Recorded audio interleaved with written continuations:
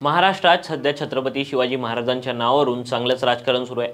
मालवणमधील छत्रपती शिवरायांचा पुतळा कोसळल्यानंतर सर्वच राजकीय नेते शिवरायांच्या नावावर राजकारण करण्याचा प्रयत्न करतात।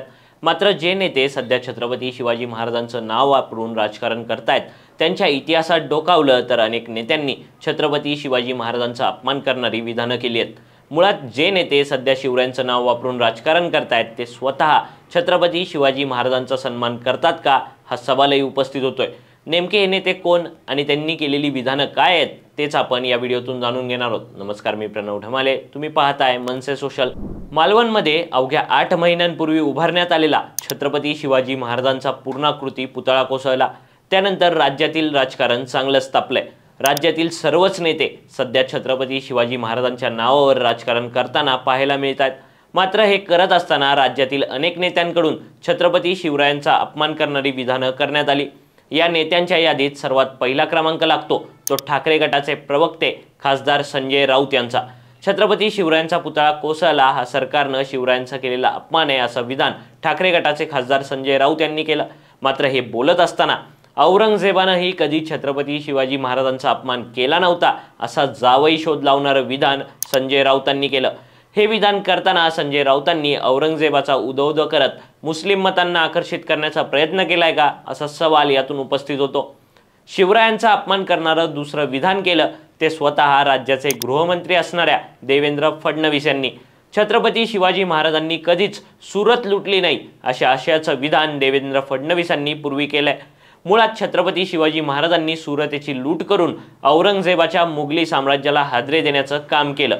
शिवरायांचं हे शौर्य कमी करणारं विधान देवेंद्र फडणवीसांनी केलंय। त्यामुळेच देवेंद्र फडणवीस छत्रपती शिवाजी महाराजांचा खऱ्या अर्थानं सन्मान करतात का असा सवाल त्यांच्या विधानांमधून उपस्थित होतोय। शिवरायांचा अपमान करणारं आणखी एक विधान महाराष्ट्रातील एका नेत्यानं याआधी केलंय। ते नेते आहेत अर्थातच राष्ट्रवादी काँग्रेस शरदचंद्र पवार पक्षाचे आमदार जितेंद्र आव्हाड। खरं तर जितेंद्र आव्हाड आणि ऐतिहासिक घटनांवरील वाद हे समीकरण जुनं आहे। स्वतःला इतिहासाचा अभ्यासक म्हणवणाऱ्या जितेंद्र आव्हाडांनी औरंगजेब हा क्रूर नव्हता असं विधान केलंय। विशेष म्हणजे आव्हाडांनी याशिवायही शिवरायांचा अपमान करणारे अनेक विधानं केली आहेत। त्यामुळे जितेंद्र आव्हाड छत्रपती शिवाजी महाराजांचा खऱ्या अर्थानं सन्मान करतात का हा सवालही उपस्थित होतोय।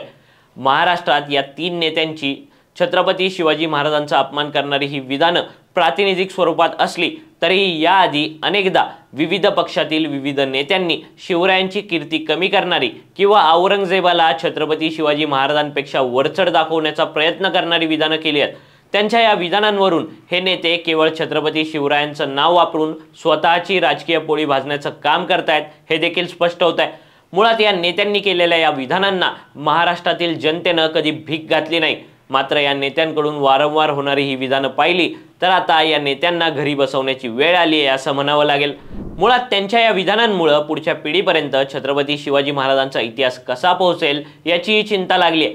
छत्रपती शिवाजी महाराज यांचा इतिहास त्यांचं शौर्य पुढच्या पिढीपर्यंत पोहोचवायचं असेल तर केवळ पुतळे उभे करून आणि त्यांच्या नावावर राजकारण करण्यापेक्षा महाराजांचे गडकिल्ले जपले पाहिजेत हे मनसे अध्यक्ष राज ठाकरेंचं विधान या गोष्टींमुळे पुन्हा एकदा आठवतंय आणि तितकंच खरंही वाटतंय। तुम्हाला या सगळ्याविषयी काय वाटतं ते खाली दिलेल्या कमेंट बॉक्समध्ये सांगा। व्हिडिओ आवडला असेल तर लाईक करा आणि अशाच आणखी नवनवीन व्हिडिओसाठी मनसे सोशलला सबस्क्राईब करायला विसरू नका।